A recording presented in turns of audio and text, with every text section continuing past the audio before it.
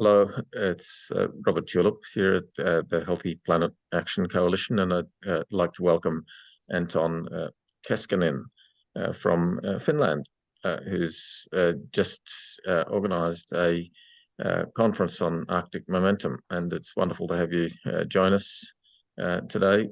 Anton, thank you very much for taking this opportunity to debrief us on your conference last week. We were extremely impressed with the program and the public recording, and really look forward to chatting with you about it today. So we look forward to spending the 90 minutes or so just chatting with you about the outcomes and issues from your conference last week. So yes, thanks. Thank you very much. Over to you, Anton. I have to check if are you hearing me okay? Yes, that's good. The sound is okay. Good, because I think your sound was breaking a bit for me. So maybe my connection is okay if you can hear me. Okay. It's sounding good now. I'll let you know if there's any problem. Yes, please do so. So I can also try to fix my internet connection. But so cool to have so many people here. I have a few slides just to help me maybe explain some things. So do you mind if I? I'll just make sure that you can. I'll just there. Okay. What I might suggest, Anton, is do you before you do start your slide, do you have any questions about HPAC and people here, or would you just like to go straight into your presentation? Well, if you would like to give a short introduction to your group, it would be very, very nice. Absolutely. All right. Perhaps I could invite Herb Simmons to give us a short introduction. Is that okay, Herb? I had a feeling you might point to me. Thanks, sure, Robert. And welcome, Anton. I had a chance to watch some of your proceedings, and those of us who had a chance to look at it, was very impressive and wonderfully organized. And so basically, we're about roughly 2 years old. We've got we're up to maybe about 140 folks on our mailing list from all over the world, primarily the US, the UK, Europe, and Australia, but not entirely.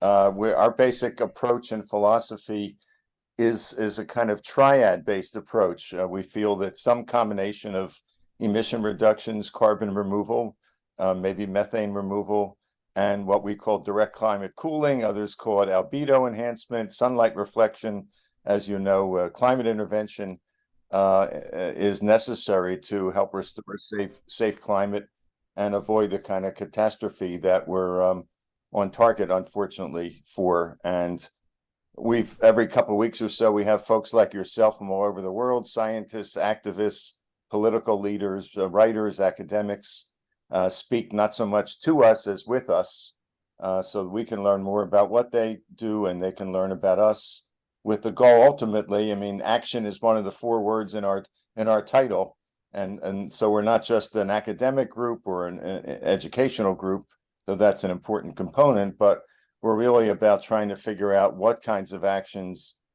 can we take and can we recommend that others take to get the world to focus on the need to do the kinds of things you talked about at your conference last week. So that's a brief minute or two, sort of summary of what we do, and we're delighted to have you here. I'll turn it back over to Robert. Thanks very much, Herb, and over to you, Anton. Okay, well, thank you very much. Maybe I can introduce myself first a bit. So my name is Anton, as you already know. I'm from Finland, Helsinki, Finland, and I was studying at university for some years. sociology and philosophy, and a lot of things in the faculty of humanities. But then 4 years ago, I realized that the climate is, the situation is too bad for me to continue at university studying these nice subjects. So I decided to join Extinction Rebellion, and then I was in XR for 2 years organizing street protests and direct action. A couple of years ago, I got to realize the thing that you already know and probably already knew back then, that we need to look at these climate interventions, and that's when we decided to set up this project that is now called Operaatio Arktis. So that's just a short backstory from me. But maybe I can give just introduction into our work, what we do, and then talk a little bit about Arctic Momentum. So I'll just try to show some slides because it might make it easier. Let's see. Yeah, I'm not sure if I can actually do it, but it's probably not a problem. Yes, please. I think you should have the access. Okay. Let me see. Oh, share screen. It says there. Yeah. Go ahead. Cool. Okay. So, yeah, maybe you can now see. Yes, that's good. Thank you. See something. Very great. Very good. Okay. Well, Operaatio Arktis. So, just in short, this is a project founded and led by young people. I'm the, so to speak, by far the oldest one because I'm 28, but all of the others in our group are 20, 22, 23, 21, around that year, around that age. And our purpose is to preserve the Arctic sea ice. Our kind of strategic goal is to get running this kind of government-led research program on how to actually stop the melting of the Arctic sea ice. And what we actually do in very short is lobbying. So we meet politicians and government officials and inform them about the situation and what's happening in the research field, but also what's happening in the climate science concerning Arctic and the sea ice situation and the cryosphere in whole. And we also do kind of informing the public, like we had the event, but we also produce some social media material and try to get into the Finnish media and also in the media internationally. Then our next step now is to start to give these trainings for civil society groups. So that's climate movement in general, climate activists. We think it's necessary for climate activist groups to at least at some point take some stance on the whole issue of climate interventions because they are not doing it right now. And we try to work with as many groups as possible. So we try to, these are some of the maybe main actors that we work with, like Center for Climate Repair and Lapland University, University of the Arctic, Silver Lining, Youth Council of the Sami Parliament in Finland, and such groups. Yeah, this is just for you. You all already know these things, but when we communicate, we like to divide the consequences of losing the sea ice into 6 categories, and we stress some of these according to the situation where we are, like what is the most important talking point.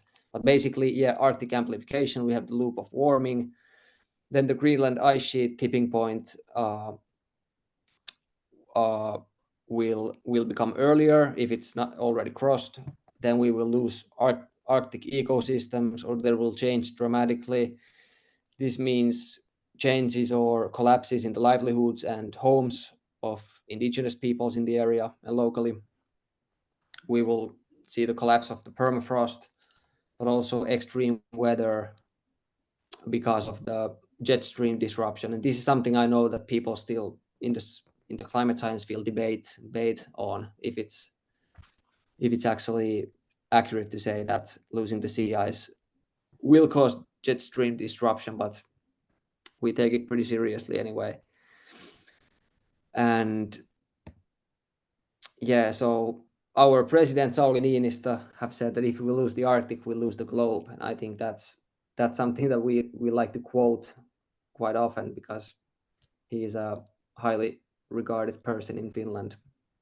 Now the problem is, as you know, that no country has a goal of preserving the sea ice. That the same thing goes with almost any Earth system elements. So governments are just thinking about how we can minimize the overshoot of 1.5 or 2 degrees, but they are not really thinking about how we can preserve this ecosystem or how we can prevent this ice sheet collapse or these kind of things. And we are really trying to change this situation here. This is, I think, last slide before I go into the Arctic Momentum event.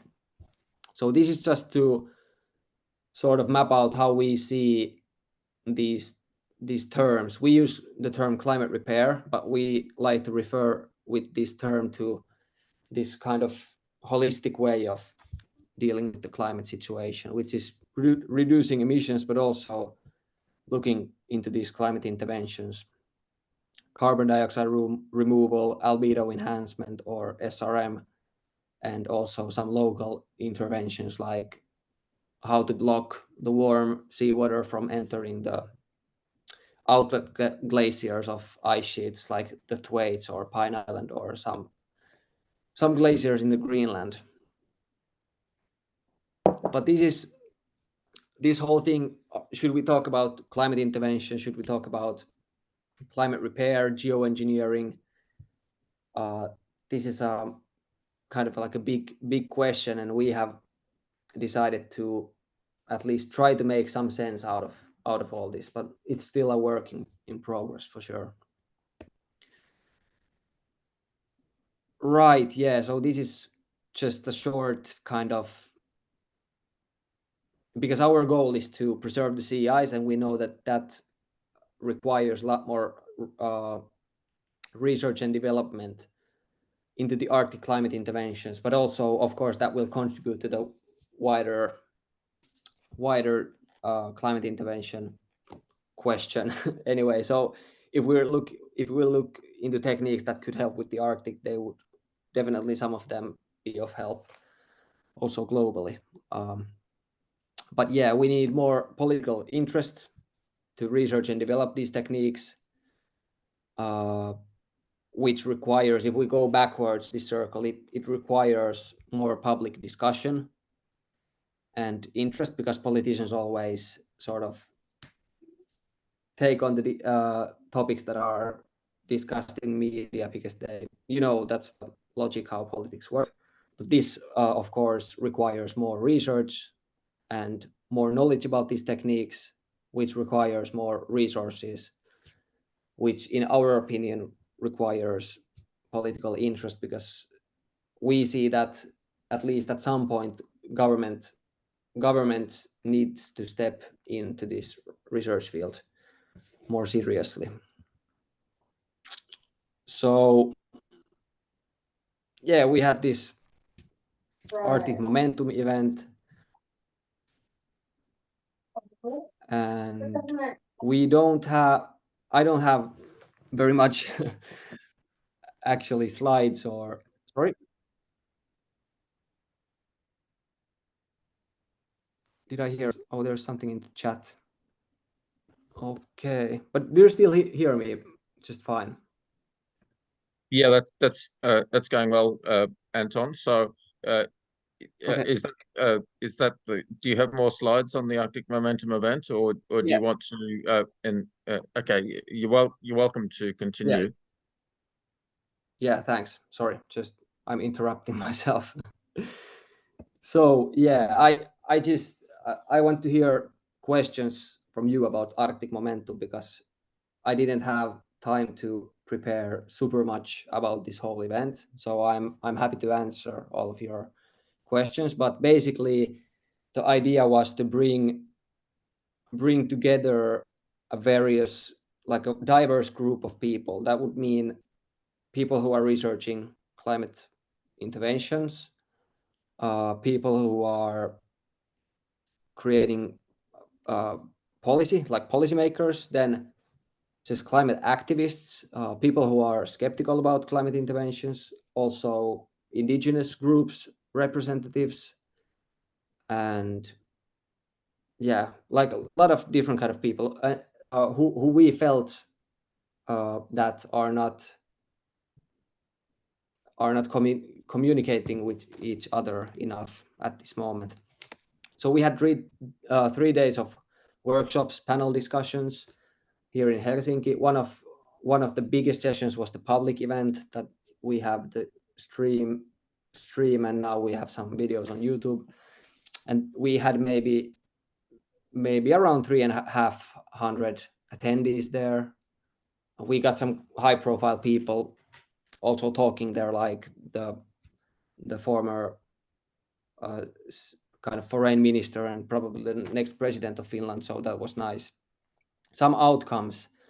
Well, a lot of people who were there started to immediately vision some new events that we would be organizing together, maybe next year, maybe one in Cambridge, let's see, maybe something in London.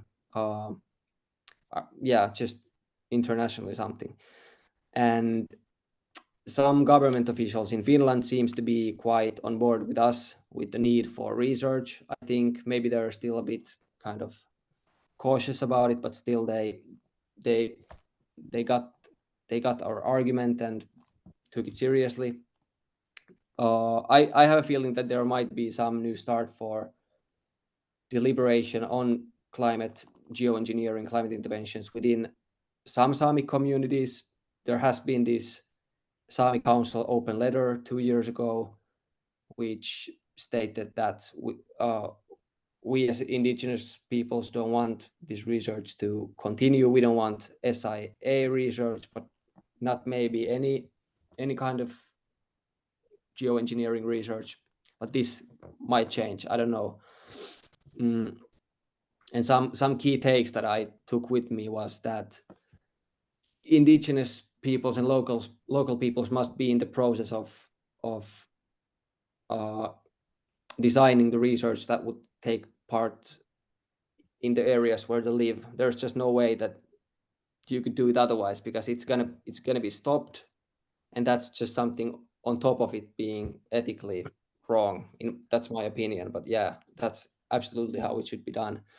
But also young people must be in the process of creating governance systems and research design, even research design to some extent, especially with field studies. But yeah, this is something that we talked with some other young activists who are working to initiate some kind of governance system within the UN climate system, COP, or some other UN system. And then we definitely need more funding for movements and activists who are working on trying to create this discussion in society and trying to lobby policymakers and help research teams to get funding.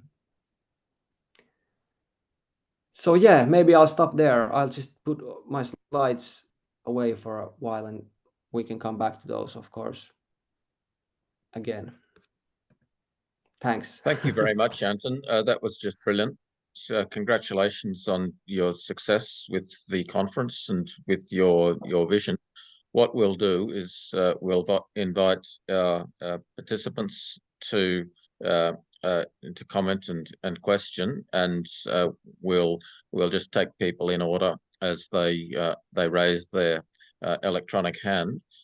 So I just like to add a welcome to everyone who's joined us today, and thank you very much for joining the call, and I'll hand over first to Leslie Field. Oh, thank you very much. And Anton, it's exciting to meet you. I got to see part of the event online, but this digest of what's really happening is really useful. You hit on one of my main questions. I've been working on saving ice for quite some time now. It struck me as really, imperative. And we have a solution that probably could work on sea ice, but it's very difficult to get permissions to experiment on sea ice. So I don't think anybody ever has. And so I recently switched over to working on glaciers instead. And we have a field test that we recently put out in Iceland in collaboration with their Icelandic Meteorological Office.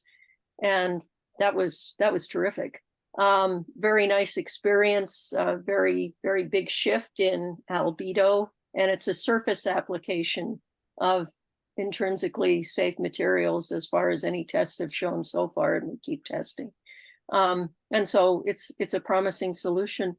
But I've really wondered about, the Finnish people, the Sami nation in particular, because we know that at least what we've heard here in the US is that they protested so strongly against interventions that even launching an empty balloon for the stratospheric aerosol approach was stopped because there was a lot of protests. So I'm wondering, the other thread I'll throw in there before I stop so I can hear your answer is that I've been invited in to help our American Geophysical Union determine what the policy should look like for doing these small field research tests and such. And it was quite a privilege, and leadership actually adopted the approach that if you have a small enough intervention and you're with a safe enough material and you're working with full transparency and with local people, indigenous people,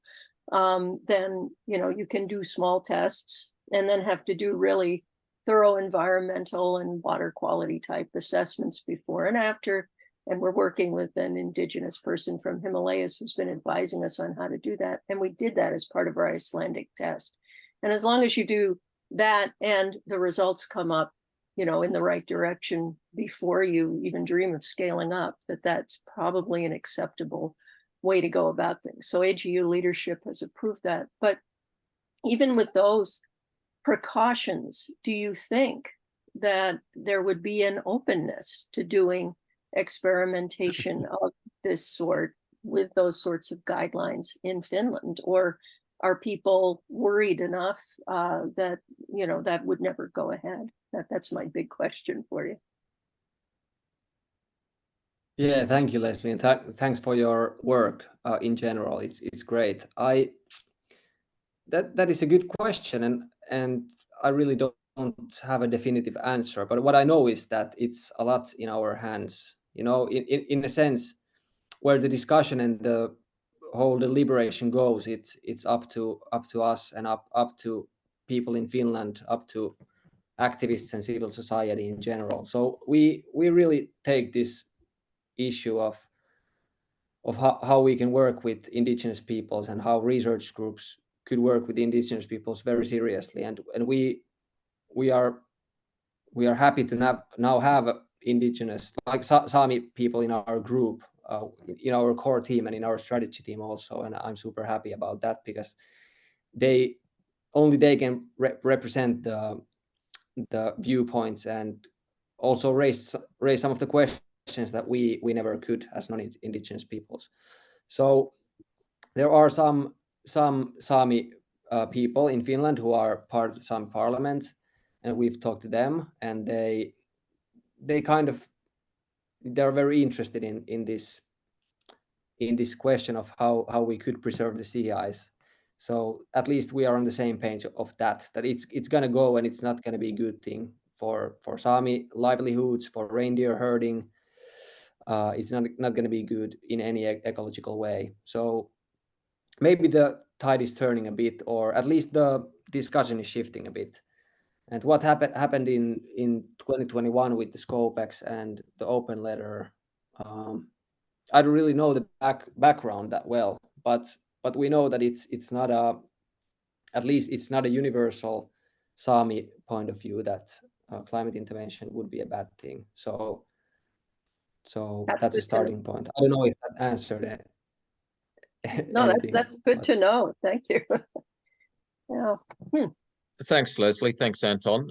We'll go over to Doug Grant. Nice to see you, Anton. I met some Sami people at Standing Rock, and I've been I have many questions to ask you, but I'm not going to take a deep dive right now. One of my questions you've answered already. You are not Sami, is that correct? Yeah, correct. Yeah. Okay. So I'm convinced the Sami, and this is from listening to Åsa Larsson and other people, have a definite say. And Åsa, as you know, was president of the council from 17 to 21, and more recently vice president. But I've made contact with many people, several of whom have been in the parliament and local representatives. But the question I have is based on a sample of two. Åsa made a very clear statement against SAI in an interview with, or a panel actually, with Michael Mann and Bill McKibben and others.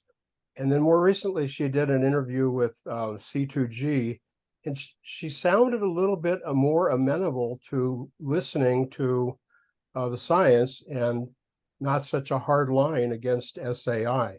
So the question I have for you is, have you talked with Åsa? And do you have any comments as to her leanings at this point? I haven't talked to Åsa. We've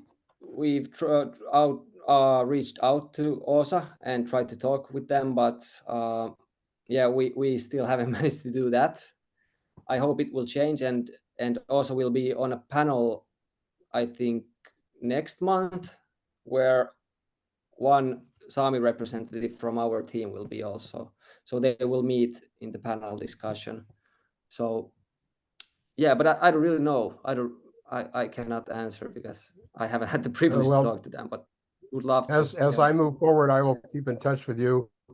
Maybe we can collaborate on it. I plan to be there in the spring for an extensive period of time. So I'll keep in touch. Absolutely. Yes. Let's do it. Thank you, Doug. We'll move to Clive. Thanks, Robert. Hi, Anton. We had a brief email exchange. I've added you to the NOAC list, nature-based ocean atmospheric cooling. A lot of these same people come to those meetings every fortnight as well.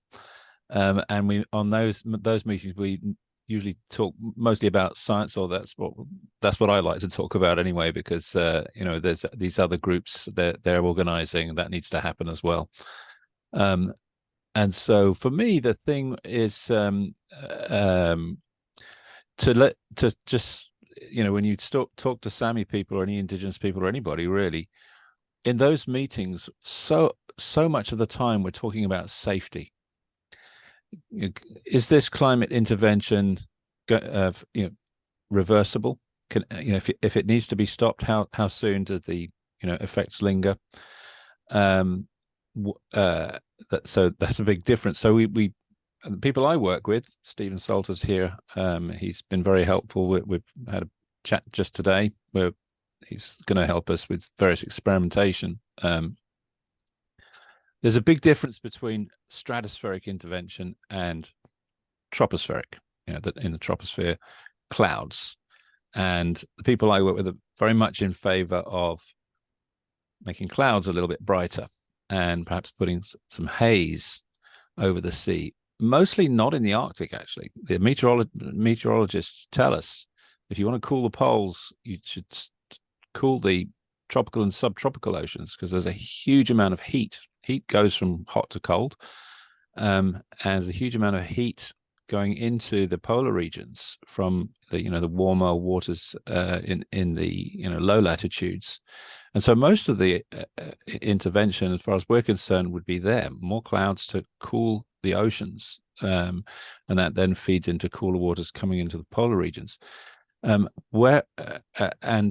I'm just like everyone else, seeing that indigenous people, Sami, if they're just ridden roughshod over, sort of get out of the way, we're going to do this. It doesn't go well. They need to be included. And it's great to see, young people with to me the right idea. Just getting in, stopping traffic in the road and telling the government they should do more. The government have very little idea what to do. If they have both hands tied behind their back because they've got people everybody's saying to do different things, and so there needs to be a clear, loud, lots of voices saying this is what needs to happen. This looks to be a safe intervention. Making more clouds. Clouds are already providing more cooling than they did pre-industrially because of pollution. That pollution can be, as it gets removed, it can be replaced with an aerosol that doesn't, that's benign. It doesn't do any harm at all. It's just inert. We have one that's, removes methane as well, and soot, black carbon aerosol. Black carbon aerosol goes up into the stratosphere and comes down in the polar regions, which is why the ice, we see these pictures of the ice with all this black stuff on it. That should be stopped as well. So this is what we're working on. The reason that I'll just finish here and say that the other thing what we would like to do, or offer at least, for the ice sheets is this haze. You can't always make a cloud. If the air's very dry, you don't get a cloud, but you can make this very thin haze which lasts a long time. It blows along in the wind and it's providing cooling all the time. So in a couple of months during the summer, it's the only time you can do any cooling with clouds. The rest of the time the clouds trap more heat than they reflect away, especially in the dark winter. That's all they can do. They just trap heat. So you've got to do it in the 2 months in midsummer and have this haze to shield the melting ice from direct sunlight, the direct sunlight that's coming down and accelerating this melting. And then this haze, then you have katabatic winds. We notice that they go from the top of the ice sheet. Not always, but in many cases they blow down towards the coast, and so they take this haze over to the coast, which is a bit more humid, and then you get more clouds over the Arctic Ocean itself as well, depending where it's blowing down. But actually putting a haze over a place like Greenland, obviously it's a very, very big place, much bigger than Britain, which is where I'm from, talking from London. That is going to need permission from indigenous people. They need to know that this is, starting off with experiments. They need to be included. We don't want to, I don't, certainly if I speak for myself, I don't want to ride roughshod over local people, and really they ought to be involved, because they could probably help. They could say, oh, don't do it then, do it here, do it this, this is where the winds usually blow, and don't put your machine there because it's just going to melt into the ice. Do it here, or we can help you with whatever, with the whole thing. I'd love them to be involved with this and be in control, of it to some extent, and for them to be interested to learn about all these issues. So I'll stop there. I think I've talked for long enough. And but actually, one more thing. This idea of having an Arctic Council, I think, again, is a very good idea. The governments need to be talking with each other, because something that happens in one jurisdiction is going to move in the wind and affect another jurisdiction. And the other thing is, if they want to have the best effect, then they need to have a team of trusted, meteorologists with all the latest tools and equipment to say, do it here today and do it there tomorrow, or plan to do it there tomorrow, because this is what the weather's going to be. You'll get the best result if you do this, and you'll avoid rain. The torrential rain coming down on Greenland now, we see from Jason Box. This is great that you're in favor of that. So just so you know, I'm very much in favor of supporting a council of governments that talk to each other and cooperate in that way to make policy. I'll stop there. Okay, Anton, do you have any response to Clive's comments?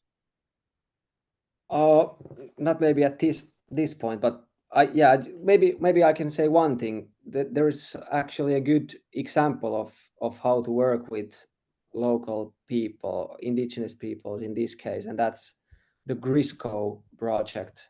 That's kind of a local intervention thing that John Moore and Ilona Mettiäinen are working in Arctic Center. So they have this idea that we could block the warm waters from entering the grounding line of outlet glaciers, and they're looking into the possibility of testing that at some point in Ilulissat or Jakobshavn in Greenland, and they are doing excellent work in working with the local people. So there's one I think good example how you can do it. Of course, the impacts are different because it's happening in smaller place, but anyway, that's my comment there. Okay, Thanks, Anton. thank you. Jonathan? Thanks. One of the few pieces of good news about the climate is that capable people are changing their career direction in order to align with the greatest need. So as I mentioned in the chat to you, Anton, can you describe the exact moment you made the resolved decision to dedicate yourself to climate solutions and you went off your previous career path? You know, what exact vision or event happened, a sensation of threat that caused your major life change moment? I call it the moment with capitalization. It happens to many people, but each one a bit differently. Can you describe that event as it happened to you? Thanks, Jonathan. Yeah, I love this question because yeah, it's a very interesting question, and I'll just keep it short. But in this point, I really salute the climate movement. I really love, especially how Extinction Rebellion sort of changed my life in this regard. So 4 years ago, I was just walking down the street and I saw people protesting.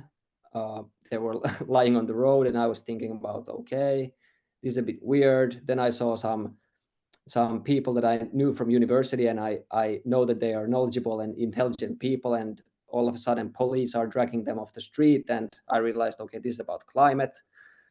And then I sort of realized that there has to be something about this climate situation that I'm not aware of, because I knew it is a big thing, and I shouldn't fly and I should be vegan, and that was things that I was already doing. But then I went to listen to their talk, and I got this picture. This is something that the climate fuckery, I should say, is something that's gonna sort of threaten the whole way the society works. And it's maybe a bit hard to explain in English because it's not my native language, but I also had this profound moment a couple of months earlier when my best friend, my dearest friend, got MS disease. What's the word? Like, doctor told him that he has MS disease, and the medication is super expensive. And in Finland we have a good social security system, so he doesn't have to pay 200,000 euros or something per year for the, or maybe 100,000, but it's like a ridiculous amount of money. And then I started to think that if our society is in such danger, we are going to lose some of these, first of all, social security systems, but also when the whole global system starts to change, we might lose some of the like pharmacy infrastructure, so to speak.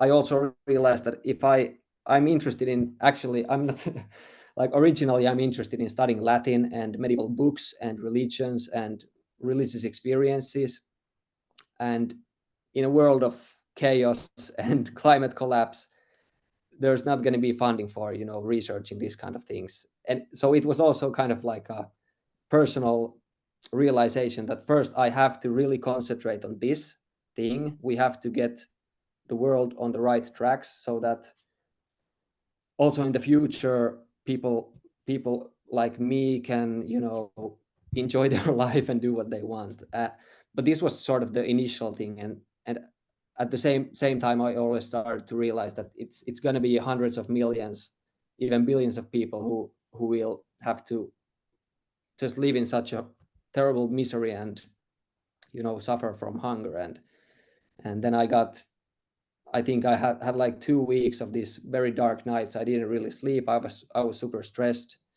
and the only way I got some relief was to start to organize protests, because that was the only thing I knew at that point. So I went full time organizing. I started to study a lot of theory of how to organize movements, how to change policy, how to change discourses in society, and that was my new career.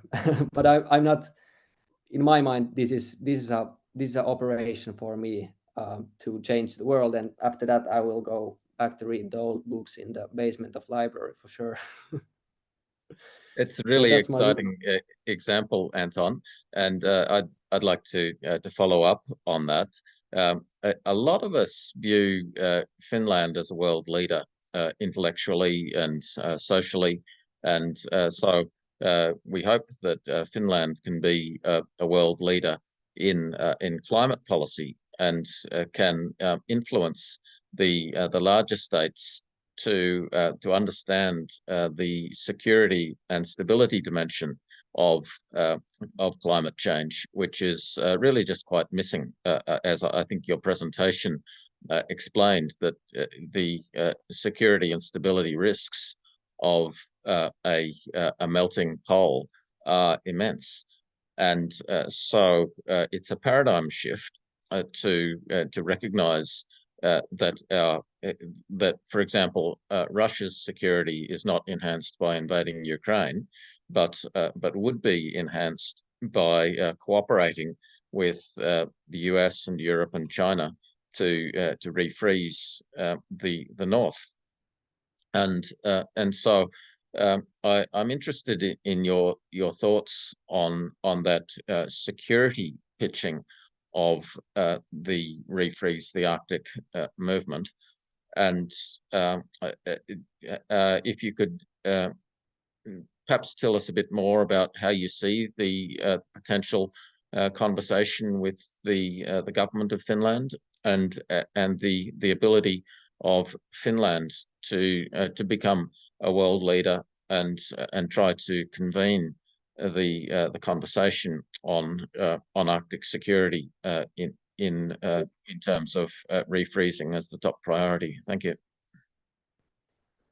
Yeah, thank you very much. This is a huge topic. Well, first of all, yeah, I was very kind of, it was mind-blowing to hear some researchers talking about how, yeah, like Russia's basically their submarine fleet is quite dependent on the sea ice for their security, and when they lose the sea ice, they would have to militarize the area more, and that will create tensions. And now, yeah, the situation now is quite tricky because people don't want to cooperate within the Arctic Council, which has all of the Arctic states, and that's a difficult situation really. But in my mind, I see that could be an avenue for kind of more cooperation. But about the Finland's role, I agree. Finland could be a big leader in this. We have quite open society. One example is that we just met the climate minister or Minister of Environment and Climate in Finland. Quite easy. We emailed him or his whatever, assistant, and they just, okay, let's meet in a couple of weeks. And we gave our report to him. And when we went to give our report, Arctic Endgame, to the minister, he already had it printed out he had the papers on the table, and he was reading it like, okay, this is very interesting stuff and blah, blah, blah. And so this tells something about how Finland is also quite optimal place to operate as a climate activist when trying to affect the policy. Yeah, and I don't know, Finland is in quite good place because yeah, it is regarded as quite ethically good, I don't know, government, or it's quite it's not corrupted that much as other countries, or driven that much by private interests also. But also Finland has a good track record in building diplomatic relationships between, for example, Russia and the Western world in this case. So I'm quite optimistic. I don't know if I answered your question well, but just some thoughts. Oh, that's very helpful, Anton. I might just follow up. It was interesting to see in the Arctic Council that there's a lot of support for enhanced oil and gas exploration and for shipping. And so, the big states are saying if we can have the Northern Sea Route and the Northwest Passage as all year trade routes, then it seems that the governments regard those commercial objectives as more important than refreezing the Arctic. And so there does need to be quite a shift in thinking to see that the risk of melting has major economic impact. Yeah, that's correct. And this is the big dilemma, I think, especially for Russia, but also maybe states when thinking about Alaska and Canada also, that yeah, for sure there's some economic opportunities, but at the same time everybody understands that the permafrost is melting, it's affecting the infrastructure, it's affecting probably the capability of extracting or building gas and oil pipelines.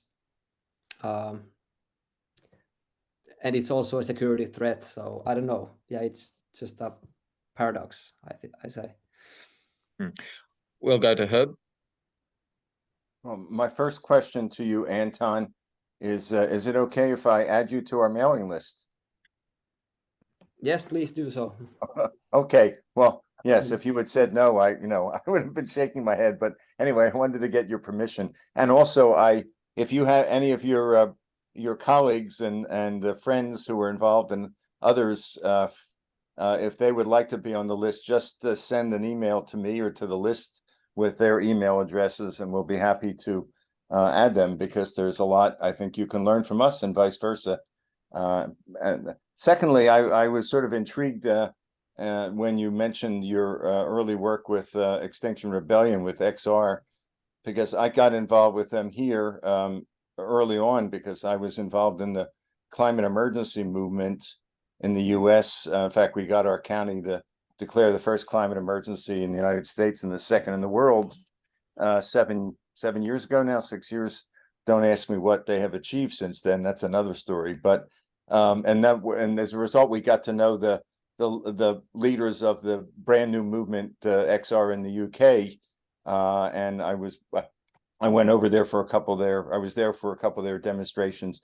Anyway, so I've gotten to know those folks quite well, and I've tried to make inroads into them in terms of opening them, seeing their perspective on cooling and intervention. And I don't know if I had any direct success or not, but you may know probably Roger Hallam. Roger was the co-founder and then sort of was so controversial and so hot that, he sort of left whatever the circumstances were, but he's still very active, has 25,000 followers on Twitter. And I started engaging with him on Twitter a few months ago. And not long after that, though I don't think it was related, he came out in strong support of geoengineering, which I thought was significant.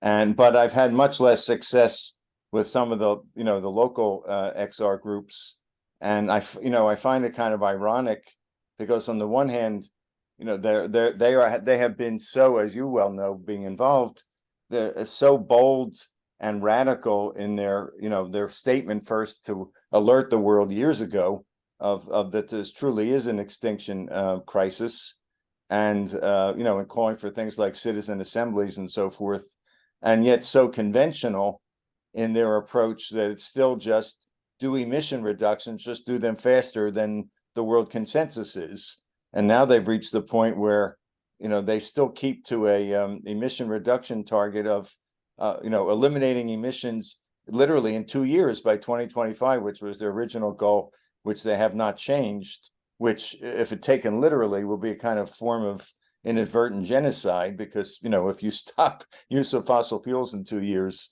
you know, it goes without saying the catastrophe that will result. So I guess my question to you is, what experience have you had with your former colleagues? Have you reached out to them?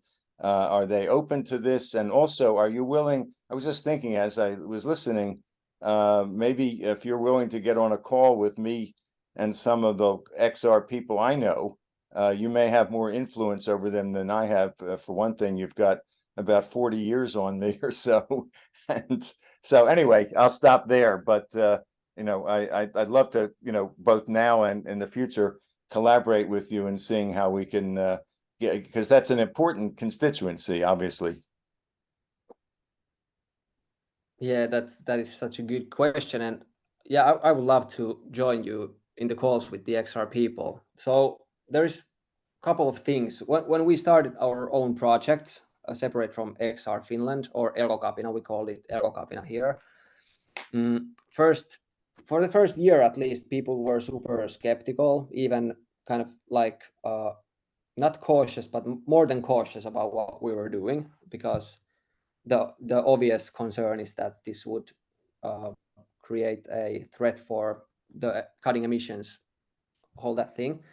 But later on, I've realized that one very important thing when having these discussions with climate activists or whoever is to try to create such an atmosphere or conditions in the discussion that people don't feel afraid, or that people feel safe, in that sense that they are not going to be condemned if they change their mind. Because when you're super kind of when you're really, what's the word, when you have a strong feeling that something should happen like this, we should bring down the emissions in 2 years, that's kind of becomes part of your identity and how you also social identity. So when you ask someone to change the whole paradigm, you put them into a position where they would have to admit that they were totally wrong, and that's super hard for humans to, you know, admit that kind of thing. So yeah, number one thing is to make them feel that you are gonna accept them and we are all in this together, and you are not gonna think that they are stupid for thinking something in the past. This is just one psychological thing that we have to be very mindful of. Also, we have to try to tell some kind of story or some kind of narrative, some kind of vision that is something that they want to, you know, join.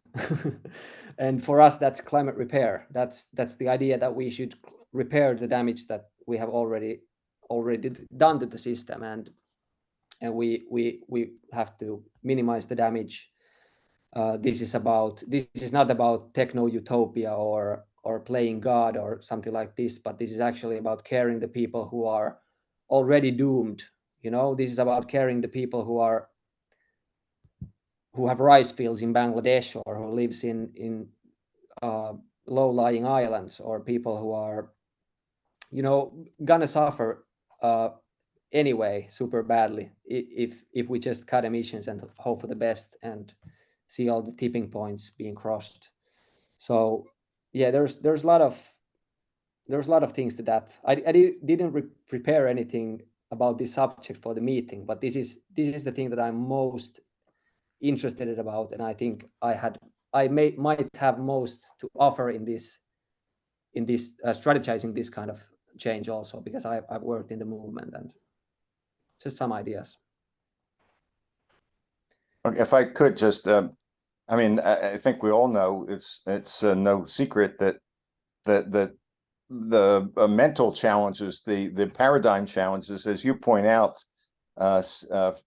being able to move beyond the emission reduction alone paradigm is so strong. And I sent around a note to our group a day or two ago that there was a major Africa-wide climate meeting for 3 days in Nairobi that just ended yesterday, I think. And I happened to see a declaration by 500 NGOs, non-governmental organizations in Africa and their position on geoengineering was adamantly against, vociferously. I mean, the language couldn't have been harsher, and it mirrored a lot of the language that I've seen here in the United States. It's almost like the activist groups were working together because they literally used many of the same words and terms or so. So I just, mentioned that to you as, there's a whole continent of groups that obviously no one's going to suffer more than Africa.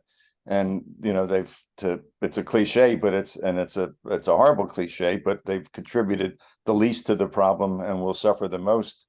And yet they're adamantly opposed at this point, both apparently the governments, most of them, and the activist groups. But anyway, yes, I look forward to working with you offline on seeing if we can have some dialogues with the XR folks. And thanks again for your great work, Anton.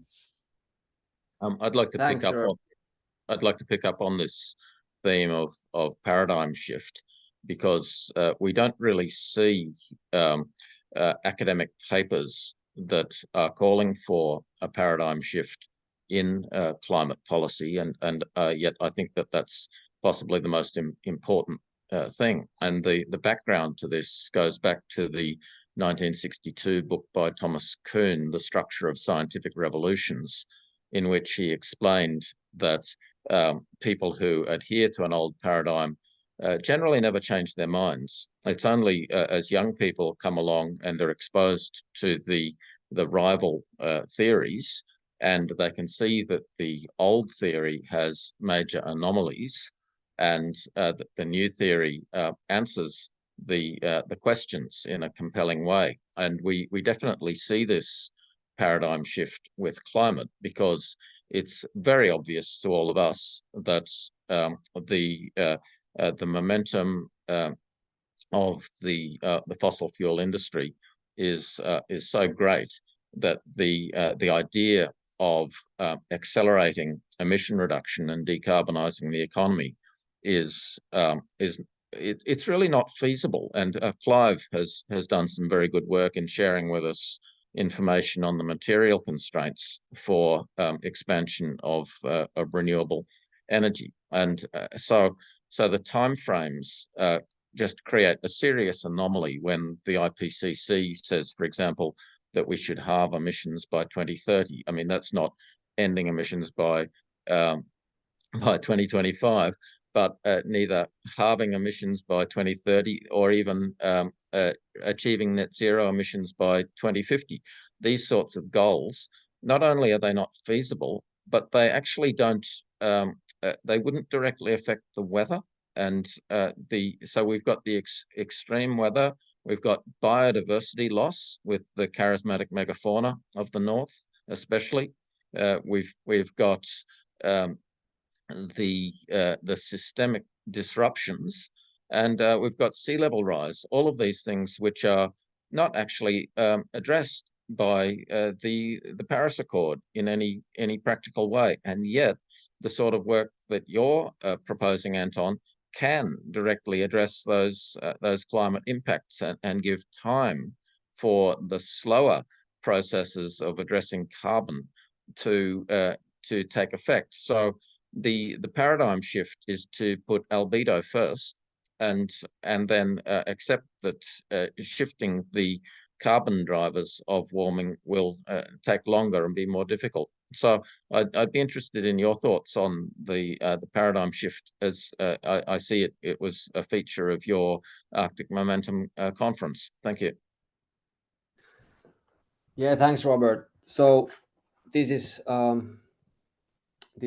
super important thing. So one thing that we keep on saying is that this old paradigm of cutting emissions and trying to get to a good place by that was born over 30 years ago, and it's still the only game in town, so to say. And yeah, as I said earlier, the problem is that, just as you also addressed, it doesn't really address any of the specific changes in the environment. And that's why this was one kind of major ideas that we got when we started this Operaatio Arktis, was that we have to get some of the Earth system elements into the into the sort of focal point of the discussion, into the middle of the discussion, and we decided that that's going to be Arctic sea ice, in our case. And one reason is that we can see the changes there so concretely and so in such a fast manner. So yeah, but the wider paradigm shift, I'm not really sure if I come up with any ideas at this point more. But do you have some more specific question maybe, or? Oh, look, okay, I just wanted to put it in that sort of broad strategic context. And I think, opening up a philosophical conversation about paradigm shift is of value, because it may be like we can have a sort of narrow technical focus on refreezing the Arctic, but then if you talk to the Sami indigenous people, they are interested in a much more comprehensive paradigm shift. And so, for example, Greta Thunberg has called for, she said that geoengineering only represents a continuation of the domineering thinking that has got us into the problem in the first place.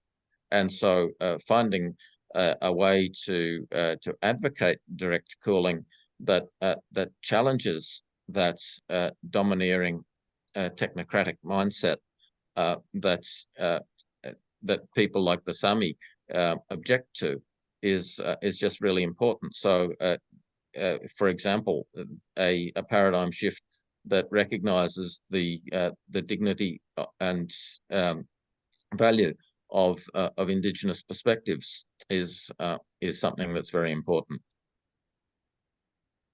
Yeah, that's a good point. And there, within some indigenous communities, at least, to my knowledge, there is this kind of idea of guardianship towards nature, or that we should guard the nature, because that's what sustains our life. And maybe if we can communicate this fact that zeroing emissions won't stop the changes in the environment, they will just be getting progressively more worse. Maybe that would be one kind of avenue to introduce the idea of doing these interventions that would actually repair or prevent the harm that's already underway. And maybe one like, this is for us, this is obvious and a simple point, but this is something that actually most of the people in society don't know about. And that's the fact that even if we stop emissions, a lot of bad things gonna happen. People don't really know about this. When I talk to just the next guy on the street or my old friends, they really think that, yeah, we should just bring down the emissions and then the climate change will stop. But it's not like that. So there is a lot of basic science still to be communicated. But I would love to continue the discussion about the paradigm shift and the philosophical questions. In the Very future. good. Absolutely. Yeah. Now, we haven't got anybody else with their hand up. We have got a couple of quite distinguished people in our audience. I'm looking at Brian and Ronald and others. So, does anybody else have a question or comment that they'd like to raise? If not, we're going to have to end the meeting early. So I'm eager to continue the conversation. We've got Jonathan. Thank you, Jonathan. Yes, thanks. Anton, I think it's important for us to decorate our environment, so to speak, with symbols that represent what we're trying to propose. The Extinction Rebellion folks do it with their symbol and their posters and their flags. Do you feel like there's anything in your country that is useful to do that with? Are you using any symbols or changing the fabrics that you wear, or painting things white? or something like that to symbolize your philosophy, your new philosophy?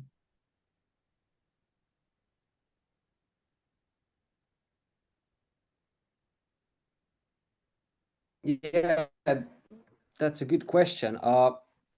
I think we have a good graphics team who are working on these topics. We have actually joked about.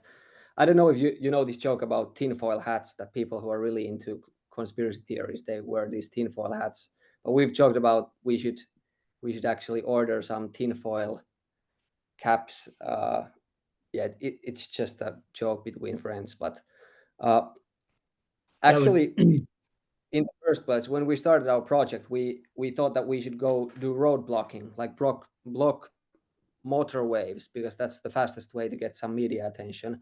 And then we had the idea of painting something onto the road. But of course, we ditched that idea when we realized that this is like the discussion about interventions. It's not ripe yet, so to speak, for this kind of direct action, but I hope it soon will be, because we definitely need, this is my opinion, but we definitely need more high visibility actions on this. It doesn't have to be blocking traffic, but some kind of visual actions. Yeah, but I don't have any more interesting answer to your question, but that is a great question. Herb? Yeah, two sort of related questions, Anton.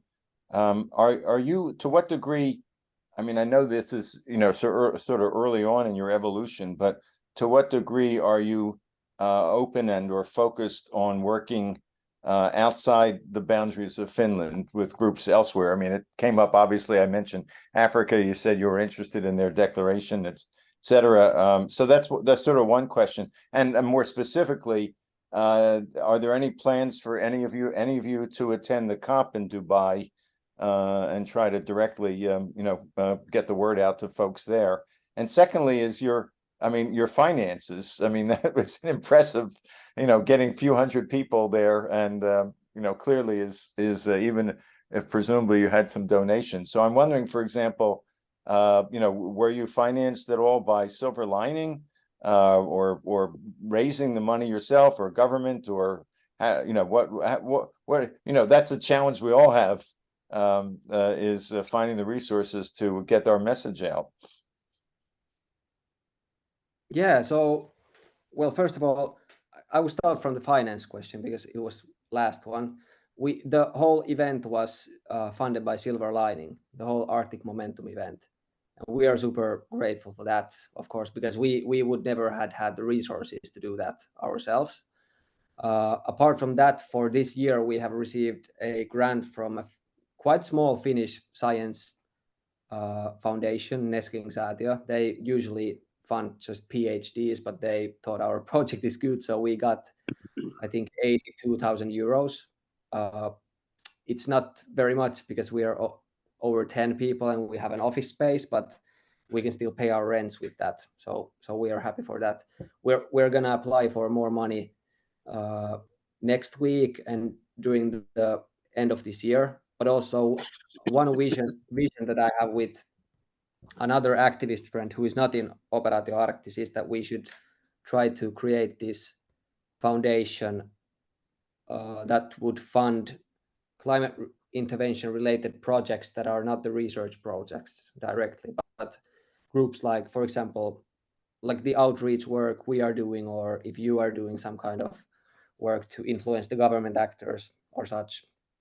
So that's one vision for us. But yes, Silver Lining funded the event, and it was because I emailed them last year. Then we one of our people met them in COP last year in Egypt, I think, and then they had the same idea that we should have this kind of event, so we just pulled it together and we did all of the organizing. They recommended some of the people who we should invite there, and yeah, that's how it happened.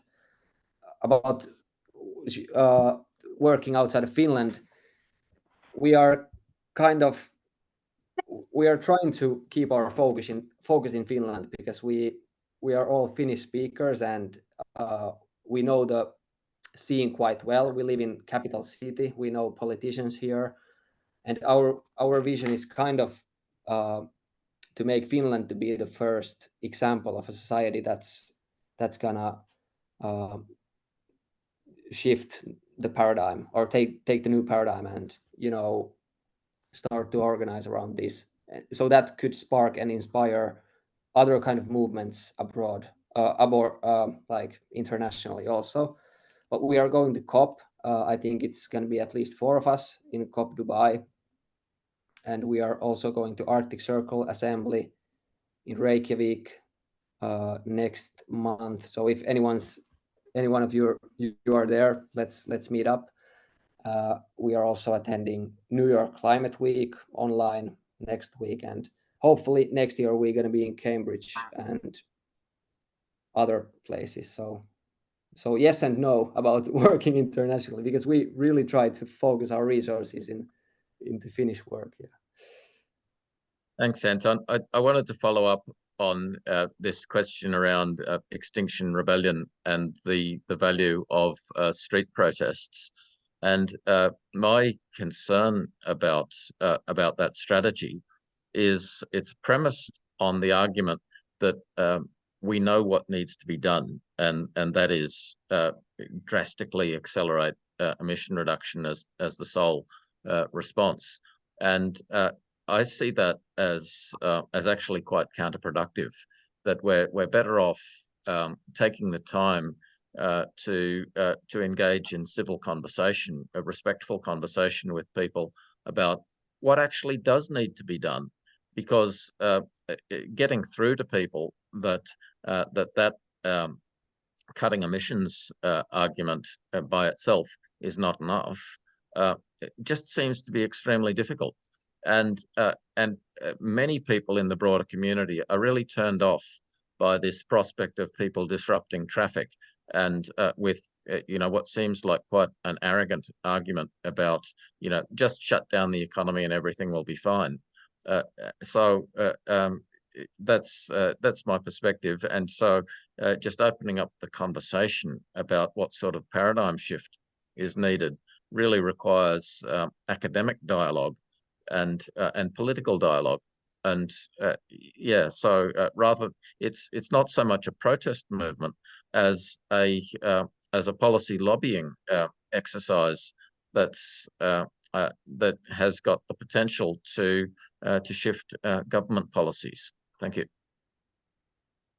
I agree, and also public discussion. So one thing we want to do is to have public debates and put them on YouTube, have them in the national television channels, and yeah. But I actually agree with you. Yeah. Thank you, Ronald. Yes, Anton, congratulations and thanks for running that conference. I've learned a good bit today. My background is primarily in biochar, and Finland is becoming one of the leaders. I wonder if it came up at your meeting. No. Sorry, biochar? Yes. I better write. I'll write you, but I wanted to make a different point, which is about salty ice. You indicated your primary interest now is in come up at your meeting. I'm sorry, the voice braked for me. I didn't hear the question, but could you repeat the question about salty ice?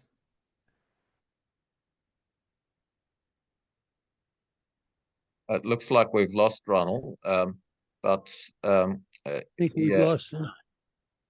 Okay.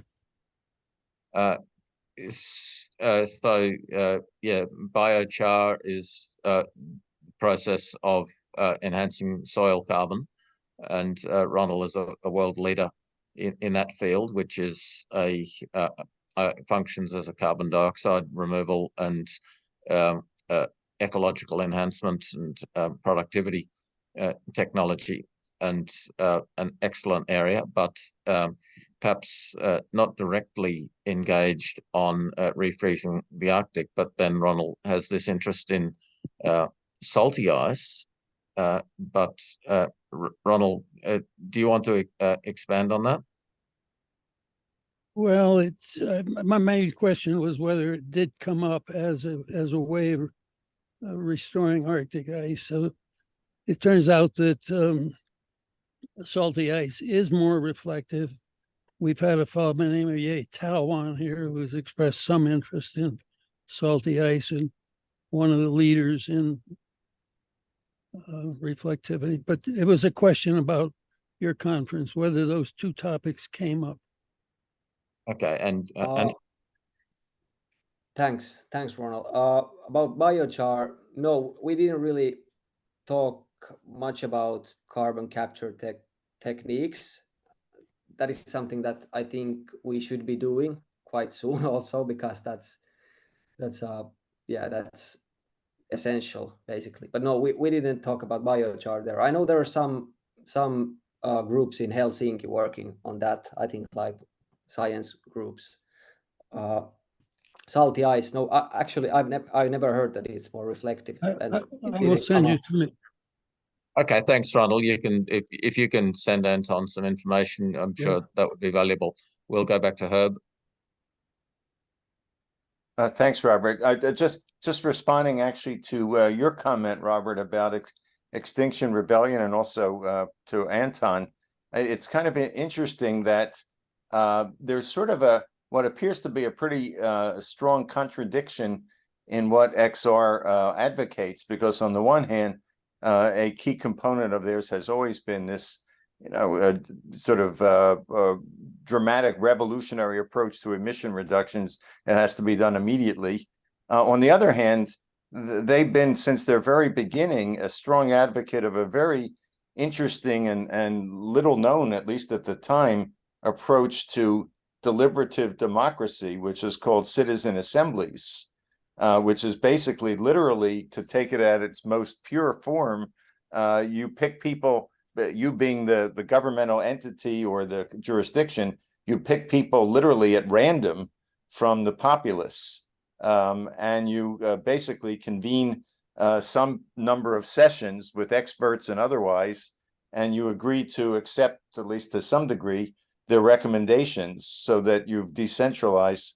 And that actually, Macron picked that up in Paris just before the pandemic, and they had a major citizen assembly for the whole country on climate. And there's also been several of them in the UK and other places. So on the one hand, and I had actually written to our local XR, and I said, well, I'd like you to consider cooling. And they said, well, we're not against cooling, but it should be looked at by a citizen assembly.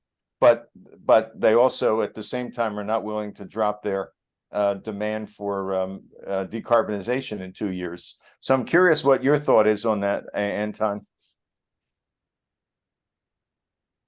Yeah, I think citizens assembly is a great idea, and I was advocating for that very strongly, and I still would advocate for that.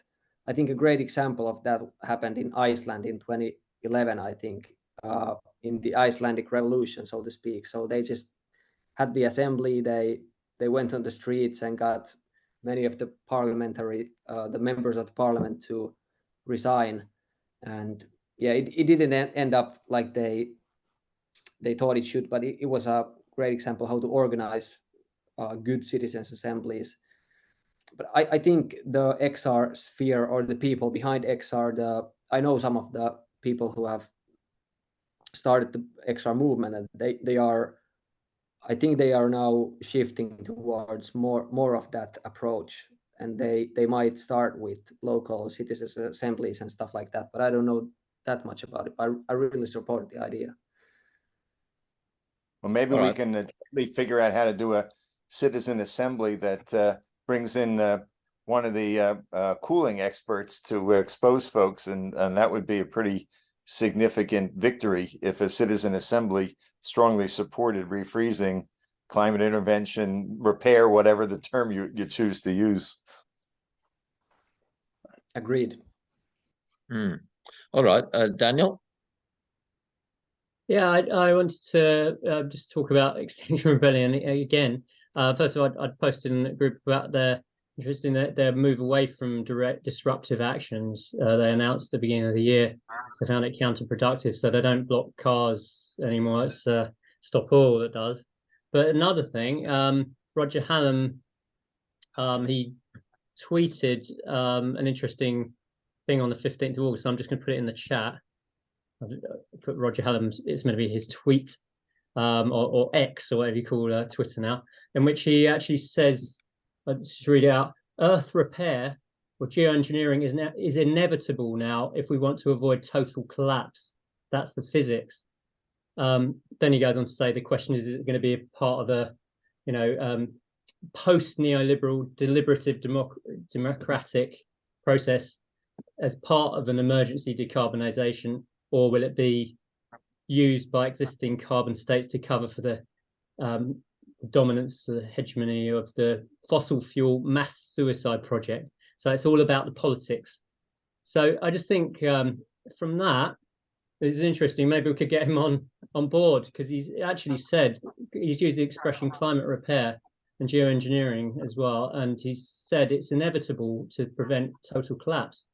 So if he's acknowledging it, and he's the founder of Extinction Rebellion, I just think that's quite an interesting development. It is indeed, and I talked to Roger, I think, or emailed him last year in the summer, and I said that you should really take this on your agenda, and he said, yeah, it's going to be there, because, but he has a strong belief in the citizens assembly system, and he said that if it's going to happen, it has to be through that citizens assembly system. But yeah, it is a great, I think, victory for us seeing him stepping his game up. I really admire Roger in so many ways. He has been a mentor for me, for sure, in many ways of seeing society. But also one good thing, Roger is not part of the XR UK system at the moment, but the XR UK released a video, I think a week ago, on YouTube. They were talking about, there is Claire Farrell, one of the co-founders, talking with a scientist about aerosol cooling effect and how we're going to lose it. And then they started this deliberation on geoengineering there. So the movement is definitely, there is a momentum for change. Absolutely. Maybe one of the things we should all concentrate on producing the materials to give to the people who will be in these assemblies, or the equivalent, for the general populace, to empower. There are probably a lot of people. Like I was I'm late for this evening's meeting because I was at a parents' evening talking to some parents of my kids' school, and none of them had heard of marine cloud brightening, for instance, or any of the reflective technology. I talked about the MIR project as well, and they just were totally unaware of it. And these are GPs and highly intelligent people. One had worked for IBM and had at one point looked at alternative to CFCs. So even that, but they weren't aware of it at all, or the concept of climate repair. And I think they'd really be receptive. I think so many people would be, especially one of the parents had said she'd been to India to see her family for 4 weeks, and just, I hadn't brought up climate change, but she was saying how things are so much hotter now than they were, and how humid, and you're real concern about what's happening. And so many people would be receptive to that. It's so true, Daniel. There's a lack of media coverage of these issues, and so people are just in the dark, ignorant about the existence of alternatives, and so I'll hand on to John Nissen. Yeah, I was just going to say that what would be wonderful is to get a really good and well-balanced documentary that suggests we pull out all the stops with stratospheric aerosol and marine cloud brightening and the ice thickening and the curtains, floating curtains that John Moore suggested, and point out that, if we don't do this, we're in real trouble, and it's we're not getting in the way of emissions reductions. That can go on, and it's very essential for our long-term well-being. But we need to do these things, and we mustn't be frightened about them. We should be frightened about what happens if we don't use them. And then there's a very positive message we should never forget with all this, is that with these technologies, we can actually reverse things. We can mend the damage, we can reverse the system, we can bring the planet back to a better state. And that's really what we owe to young people like Anton. So it's jolly good having Anton and young people involved in this. Our groups like HPAC and my own group that I founded, which is Prague Planetary Restoration Action Group. We tend to be mostly retired people. Daniel is a notable exception here, who's just spoken to us. So that's really for us. This is a completely new and wonderful thing that you brought to us. Thank you, Anton. That's wonderful. Thank you, John. And it has really restored my belief in a better world to see older people actually working on this thing, because yeah, sometimes it feels quite lonely, you know, to be in the society and see all the middle-aged people just not giving a shit. So I'm always inspired to be within these kind of groups. About documentary, there are some people in our team working on the idea that there should be a documentary, but also after Anni gave her talk in our conference, we got kind of lead for maybe getting to give a TED talk, and TED talks are quite influential. So maybe we are on TED talk soon. Let's hope for that.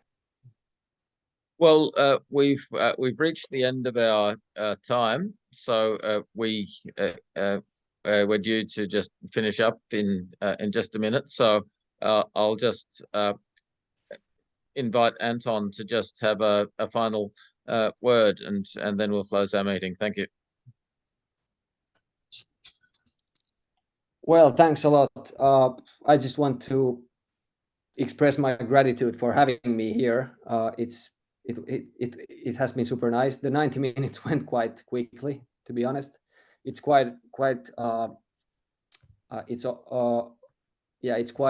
late already, so I have to go to sleep. But yeah, I'm just very thankful for all of you, and that we are in this together. So thank you a lot. Thanks so much for joining us, Anton, and we will put the recording of the conversation up on the HPAC website. And so we look forward to encouraging other people to watch the conversation, which I think has been extremely productive and on point. So we really appreciate you joining us. And thank you all, and goodbye. We'll finish the meeting there.